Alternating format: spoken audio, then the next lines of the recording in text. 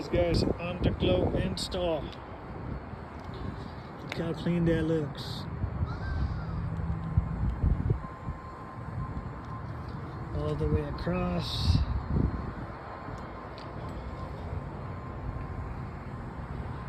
We also did them inside the back end here. On the rear. All the way across. This thing's got about 120 different colors you can do. Got my Jeep all hooked up with it too. Let me know if you guys need them Underglow kits.